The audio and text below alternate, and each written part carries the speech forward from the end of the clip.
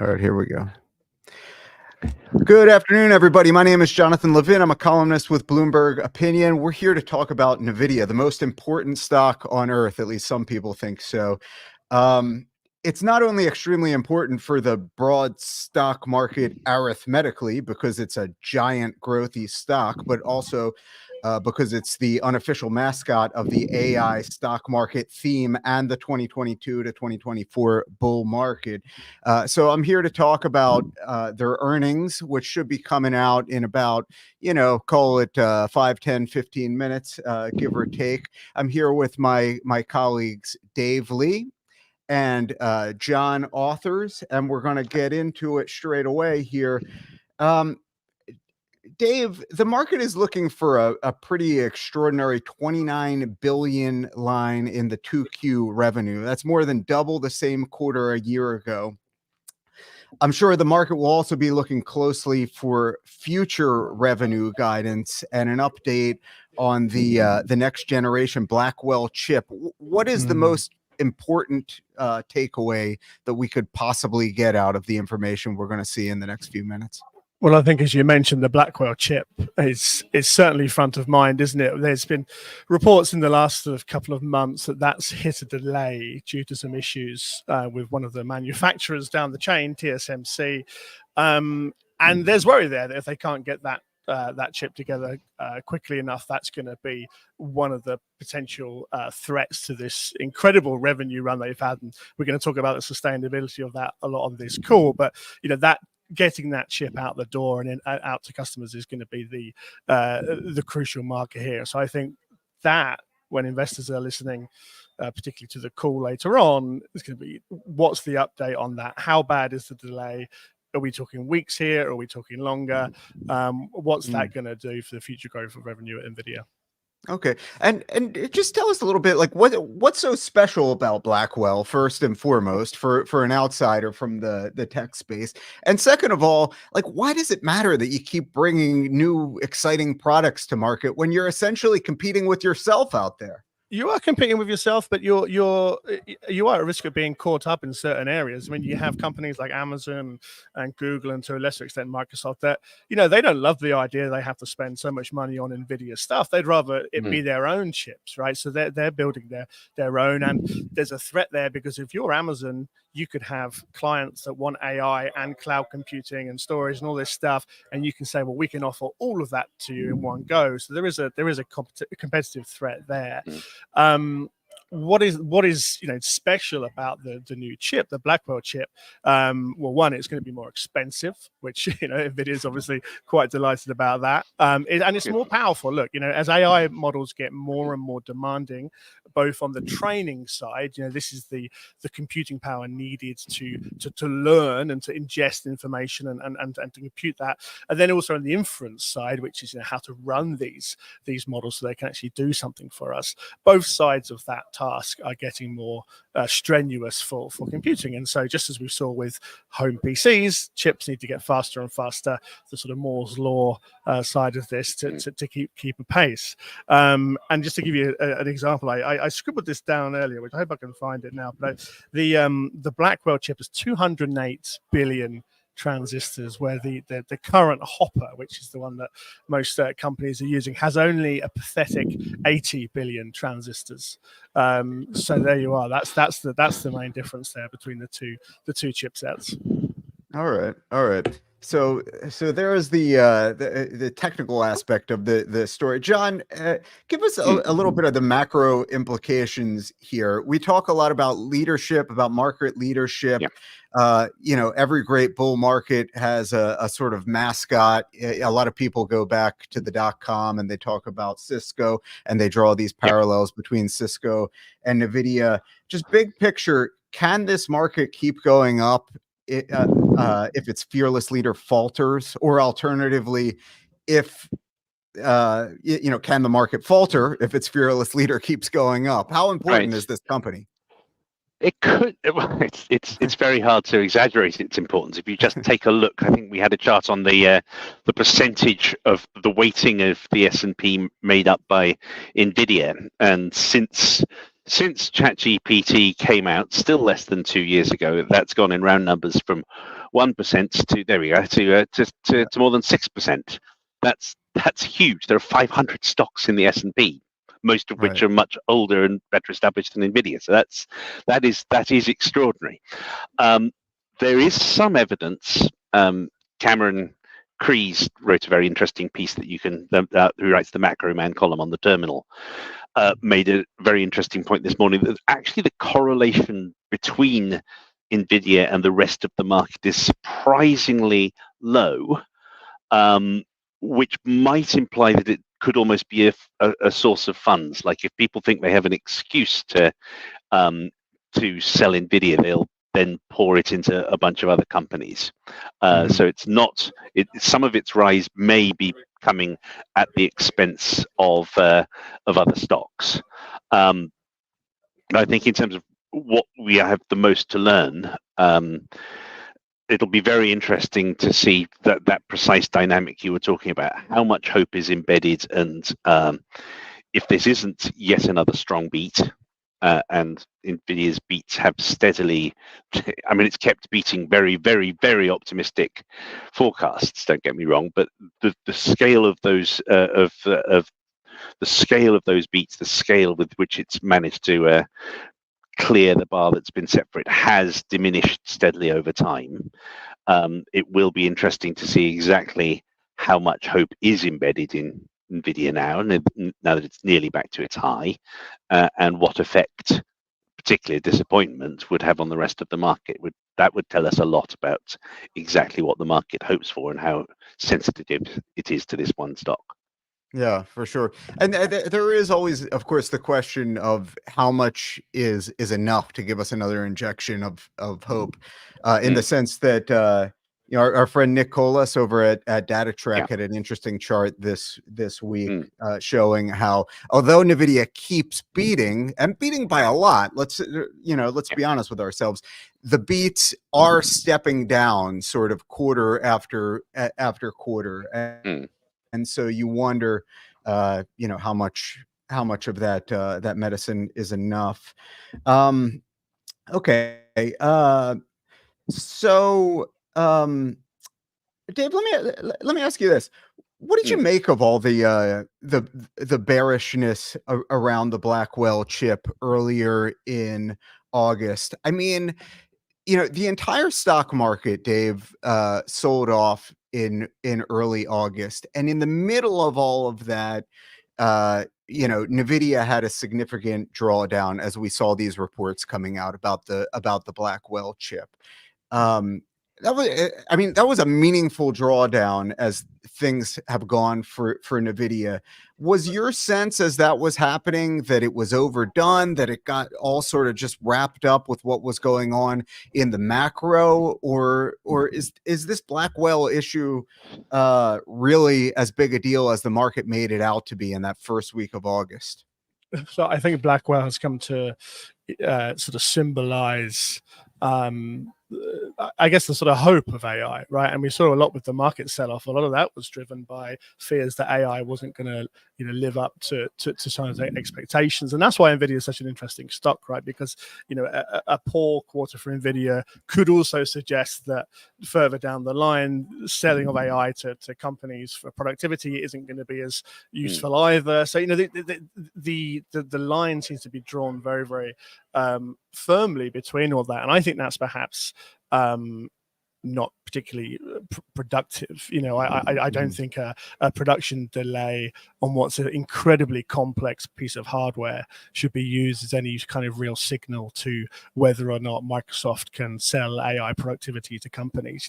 There's obviously there's links there between how many of these chips Microsoft might want to buy in order to power those to power that kind of functionality. But I think sometimes we're looking at the wrong clues, particularly at this early stage. I mean, it's going to take a long time for the work that Microsoft and others are doing with these chips to be proven out. And that's not a story we're going to get told. Certainly not in this quarter, and I don't think for a long time after. So I think there needs to be a degree of sobriety on both ends here, right? Bad news today like we were saying, a beat that's not quite as beaty as previous beats, isn't writing off AI as the next, Right. revolution. But similarly, a massive beat shouldn't also be taken as confirmation that it is going to be the next big thing, right? So I think that's what I find a kind of, I guess, I wouldn't say frustrating, but it's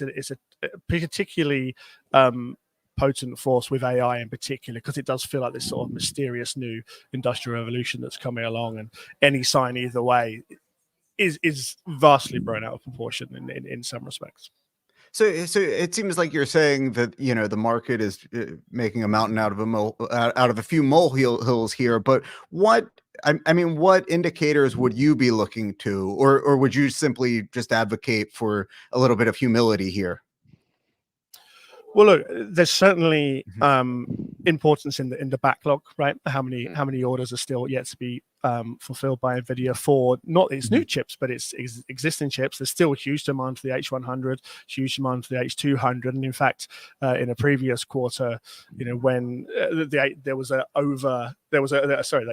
massively beat expectations for the H200, and if there's bad news about Blackwell today, that could be offset quite a lot if the H200 has actually performed better than expected. So it does have other products that can make up the pick up the slack there. But there's the question is, can Nvidia make the chips quickly enough? And if it can't, how's it going to deal with that? Now, the high margins we've been discussing, a lot of that is down to demand and a lack of supply. Now, if the margins go down, it could be a sign that supply's improved from the company's perspective. Which there was a UBS report recently suggesting the waiting time for one of these chips had gone from around 8 to 11 months to around 3 to 4 months. Now, does that mean Nvidia is making the chips more quickly? Possibly. Does that mean, or does that mean there's less demand for them? Possibly as well, right? So these are the sort of clues that need to be picked apart as we hear from Jensen, which hopefully we'll get some clarity that when he does the call later, and also when he talks to Bloomberg later on today, which he's doing in a live interview. Right. And let me ask you a question too, outside of Nvidia. When do you expect some of these massive investments that other companies like your Microsofts and your Metas are making to the benefit of Nvidia? What kind of time frame are they expecting some of these investments to pay off for their top and bottom lines? That's a very good question, and it's one that's kind of haunted these companies over the last year because they've been quite cautious. I mean, certainly Meta, which they've invested huge amounts of AI. They've got a big order in for some of these chips. I had it written down here, $10 billion worth of chips they're hoping for from Nvidia. That's just Meta alone. Mark Zuckerberg in particular has said, look, this is going to be a big upfront investment. We may not see the benefit of this until, well into next year. When you get the notes from analysts around Wall Street, they say 2025 is when we should start to see some of that return on investment happening. But there are jitters, right? I mean, John, I'm sure you've seen this. There's jitters here that return isn't coming quickly enough. And that's only going to get worse, I think, as we go in. But I think the clues around that are much more with the sort of the tech companies that are offering the services rather than with a company like Nvidia, which is right at the beginning of the chain. Exactly, and you did actually see when the other Magnificent Seven companies were announcing, which I think was late July, just before you really got that startling market swoon. It was noticeable that the whole index seemed to be trading on whether the latest big CEO to talk to investors said that AI was delivering results for them yet or not. So there was a distinct element of impatience on display there. But I don't think I think Dave's right. It's less important to hear from Nvidia about that and more from their customers who have kindly paid them tens of billions of dollars for their products. And obviously that would be a worrying sign for the whole edifice that's been built on hopes for AI, but also for Nvidia if the likes of Meta say, actually, we're not going to do quite as well out of this as we were hoping. That would be a problem. I think what struck me about those initial tech earnings on that topic, John, was, the companies that got hammered did so because their narrative around AI wasn't quite spun up cleverly enough. Exactly. Right? You had Mark Zuckerberg come out and he said, look, all these things about chatbots and image stuff or whatever, nothing yet. However, it's powering our advertising pretty well, and that's why we've seen a jump there. And that's AI. And investors went, brilliant, AI is working. Right now, listen.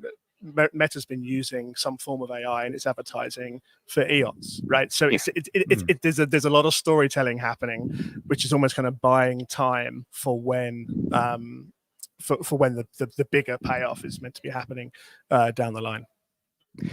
But Dave, is the shareholder patience there, or is there a possibility that the shareholder pressure starts to ratchet up? Companies on the buy side of these chips have to wind down some of their investments, and the whole thing sort of goes off of the rails as a result of that vicious cycle. Is that something you think about? Yeah, I think so. I mean, with each quarter, the justification of capex increases seems to be that you get more questions, certainly from analysts, about that. I think, John, if I remember correctly, in your newsletter yesterday, there was a sort of a graph there, a chart talking about capex increase, unless I've got mixed up there, but. If we're not seeing the return, then there's going to be pressure to pull back on some of that, and that is what's going to filter through to a company like Nvidia, right? So I think there is pressure, but we've seen this before, and not to sort of keep repeating Mark Zuckerberg's words here, but he said to his investors that we've had these investment cycles before, and I've come good, is what he kind of said. So we'll see on that. Yeah. Now, if we could, John, perhaps this is a good opportunity before we actually hear the results. If we could look at the chart. I did a chart on sales growth. Yes, there we go. This is year-on-year sales growth by these different companies, Intel and Cisco and then Nvidia.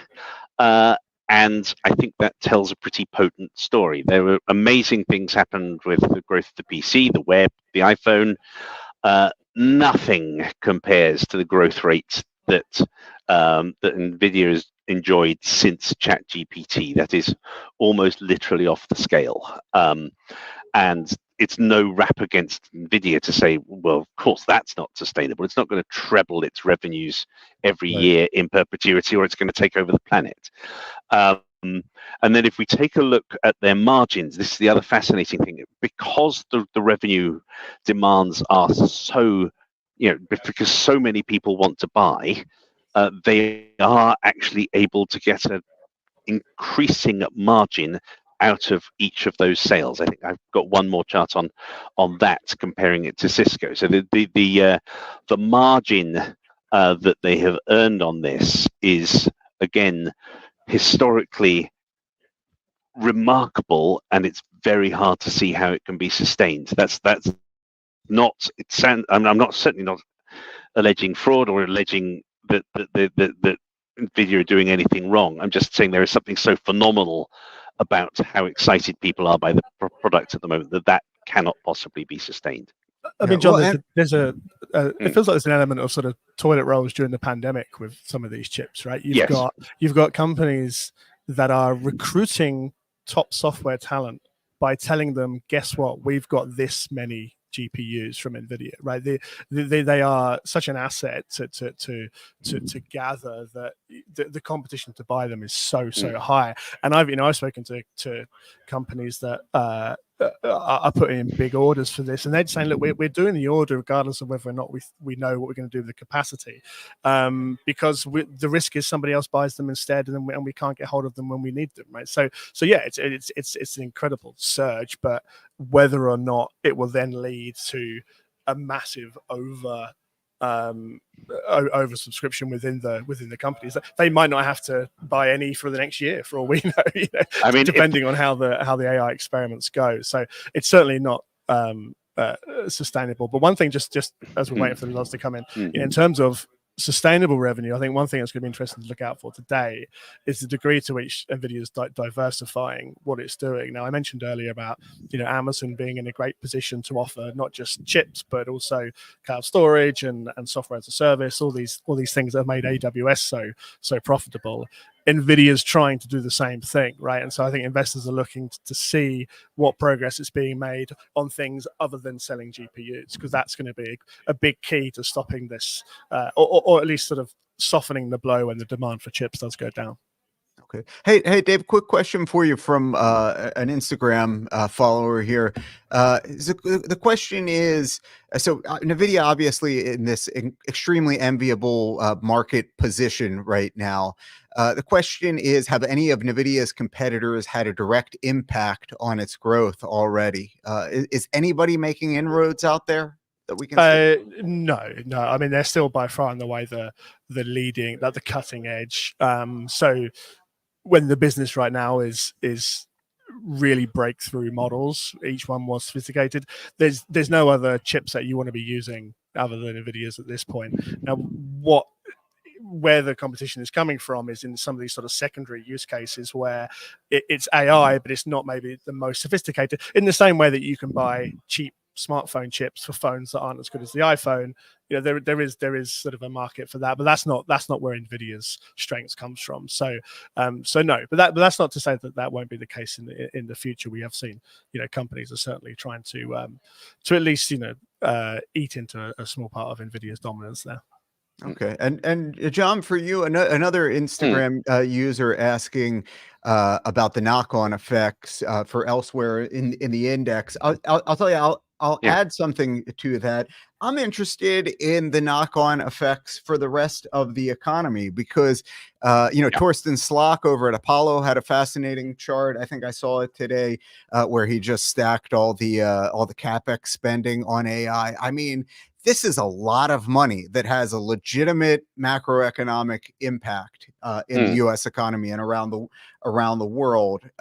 Do you see this as a major reason, for instance, for the resilience of the U.S. economy in the past couple of years?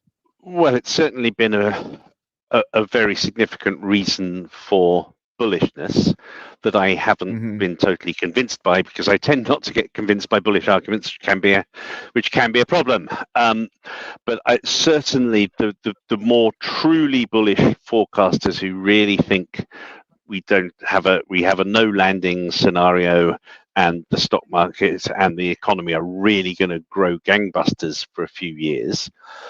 Generally, that's because CapEx has languished for a long time, productivity has languished for a long time, and this is the moment when a lot more spending starts happening in the economy, when cash piles get spent on chips and on building up AI, and that will that's certainly it is certainly very central to the bullish case that there is a big reason for people to invest now. And I suppose in my career, the time when prosperity was most obvious, you could taste it, you could feel it, it was in your face the entire time, was the last few years of the 90s. It turned out to be a bubble on top of it, but the internet was creating a remarkable amount of investment, a remarkable amount of activity. There are some other things like the growth of Mexican immigration and stuff to help keep price pressures down. China was beginning to have an effect, but you can see some similarities between what is going on now with AI, possibly even more so with the growth of the internet 25 years ago. Right, for sure. And another one of these sort of knock-on effects that I think sort of feeds into the entire economy is the AI theme has just created so much stock market wealth. And you could say it's not necessarily liquid wealth if it's sitting in somebody's 401k. You could say consumers don't spend that much out of their stock market wealth, but it helps. It helps when you check in over at your brokerage account and you see the S&P 500 is up 40%.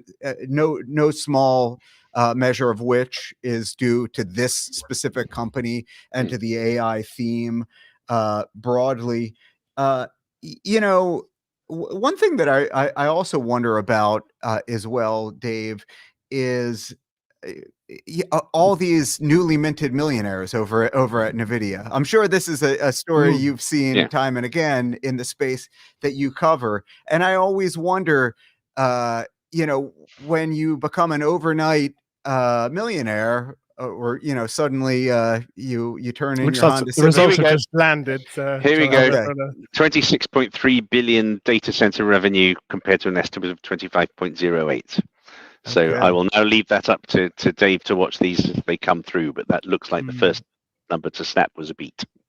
Yeah, and we're seeing shares drift down a little bit off of the knee-jerk reaction to this. I'll give you some headlines that are coming across. Nvidia sees 3Q revenue 32.5 billion plus or minus 2%. The estimate had been 31.9 billion. We have Nvidia approves an additional $50 billion in share buyback.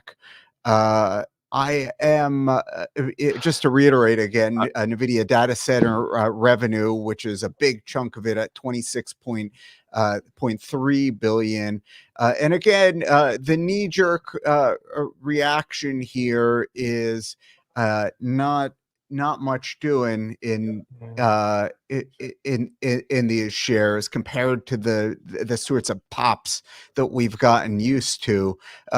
Dave, where do your eyes go initially as you see these headlines cross? Well, I'm thinking back just to our conversation a moment about the degree to which Nvidia can beat, and it does seem like a pretty minor beat from what I can see from the headlines coming by.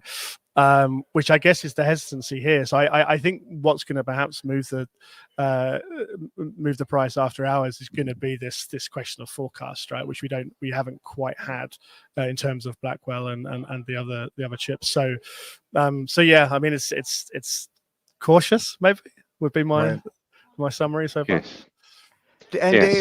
And Dave, as a close observer of these reports, do you find that it's the initial report that really sets the tone, or is it what we hear subsequently on the earnings call? Do you ever see a sort of 180 in the interpretation? Oh, I've seen huge swings based on the even just the tone of the earnings call. So I think I mean particularly with tech companies, the context around demand in this case is going to be really interesting. The headlines we're seeing at the moment just says Blackwell anticipation is incredible, but anticipation is one thing, but is it delayed? And right. when are they going to get them? So I think there's a lot more to be said here. I'm trying to actually download the full release here, which hasn't quite dropped on their site, but I think that's why we're seeing what's the change at the moment down.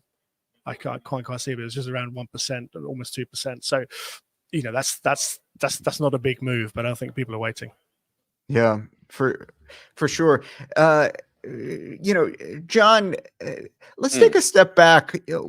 How do you characterize the state of the broad market coming into this? As we talked about at the outset, we sort of went through some market jitters at the beginning of this month, some of which was directly related to Nvidia and these Blackwell reports, but some of which was related to interpretations of the trend in the U.S. labor market. Some of it was a bit wonkier, you might say.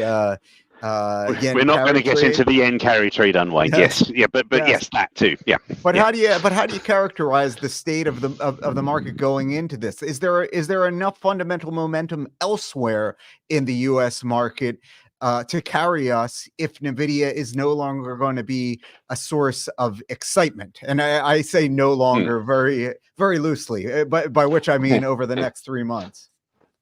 Well, cheaper money will always help, and barring something extraordinary, the Fed is going to cut rates next month, and so that will provide some momentum. That is quite a nice insurance policy, providing there isn't some ugly surprise on that front in the weeks ahead.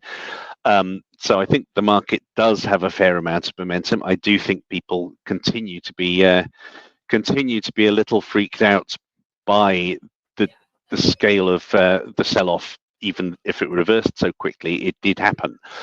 And it does require an explanation. So I think there is a degree of nervousness, and Nvidia during normal trading ahead of the results was down something like 2% for the day, which, given its current size, is a lot of money. So there has been some distinct nervousness, but I think it's more, let's make sure. I don't think we need yet more extraordinary numbers out of Nvidia. We just need no really ugly surprise.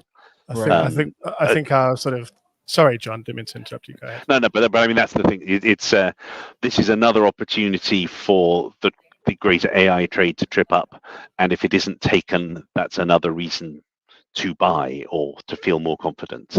So that is barring what Jensen tells us in his column in his direct chat with Bloomberg.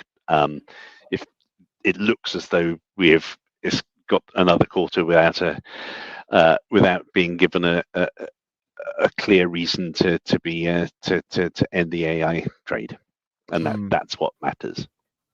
I think the kind of the emerging headline was all about Blackwell. I think we're starting to see some of this trickle through now. So they're saying they needed production changes. They're saying production will ramp up in Q4, which, if I'm not mistaken, is the first calendar quarter, isn't it? I think next for Nvidia. That confirms the delay, and quite a significant one. Jensen was saying production was ramping up back in May, right? So they've obviously had problems there, and I think that's what's gonna weigh heavy now, because that's a confirmation that their next major chip is going to be delayed, and they've had issues with that. And where that kind of plays into Nvidia generally. And what's interesting here is that we've taken a lot of the discussions have been about how Nvidia can kind of give us signals about the rest of the industry. This actually is almost kind of contained to Nvidia itself. One question about Nvidia is how quickly can it release new chips, and they had stated a target of trying to do a new chip every single year, and to really sort of ramp up their abilities to do that compared to their cadence before. And so this is a delay for this new chip, but it also is it is a bit of a question mark over that target to keep doing it year after year after year, as it makes sure to sort of fight back on any competition that comes in the years to come. Now, just one other point I'd like to make in terms of the signals that we're getting from Nvidia. The 50 billion stock buyback does rather intrigue me. That is an ex-growth kind of a thing to do. And it implies to your investors that you don't have 50 billion's worth of capex to put it into, so you'd rather help their share price by paying it back to them. Now, there's it's a shareholder friendly thing to do, and it's quite possible that they don't have a better use for those $50 billion. But it's the kind of thing, Microsoft and Apple, companies that had really finally reached a plateau, then sustained themselves by starting to pay big dividends, make big buybacks.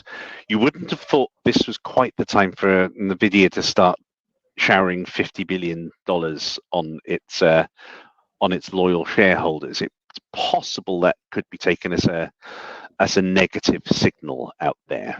I don't know, but that's just an odd thing for this kind of for a company where Nvidia is in its life cycle to be doing. Yeah. Is it possibly? And if it can't it spend 50 billion on improving, on making sure its Blackwell chips come out quicker, or whatever? You know, why are they doing this? Is this something of a sweetener, maybe? I mean, we've seen that as a trend among Silicon Valley companies of just sort of, Facebook did this with their first ever that's buyback. right, It yes. was, sure, we spent $4 billion on the metaverse again, but guess what? We're going to do a share buyback over here. And that was their first dividend as well that quarter. So is it potentially just a sweetener, maybe, John, or do you think it's more of a concern? I mean, to some extent, $50 billion worth of buying stock will absolutely mathematically help the share price. So it could be the kind of thing that is positive for Nvidia. It says even if things get bumpier for a while, we've got all this cash and we will keep things going very nicely for you, our shareholders. It might be more of a negative signal for everybody else if Nvidia is getting to the point where it needs to.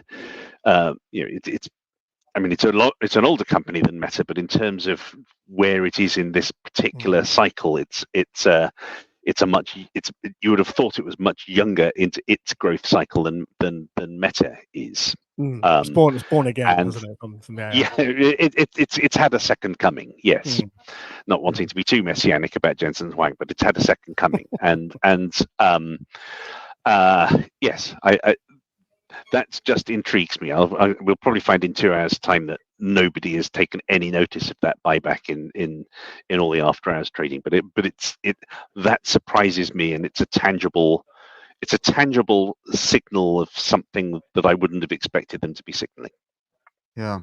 Well, listen, I want to start winding down here, folks, but the stock is trading off a little bit here. I did want to come back to something Dave said, though, and Dave, give you the last word here, because it does seem like a lot of what we're talking about here, a lot of what is maybe generating a little bit of Nvidia stock jitters today is really sort of company specific and is maybe not telling us much about where we are in the AI cycle. And I also wonder if maybe you could frame it for our viewers something like this.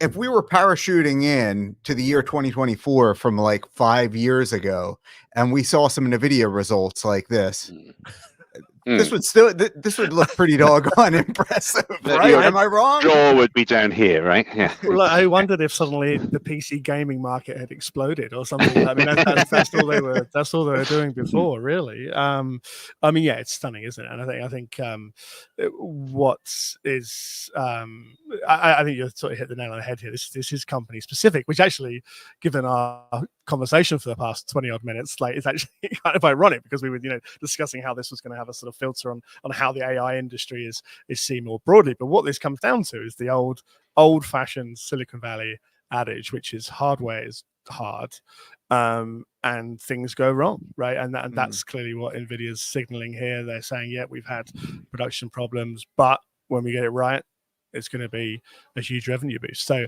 I think for all the worry of huge swings in either direction, I kind of feel like we're going to sit somewhere in the middle when the dust is settled on today.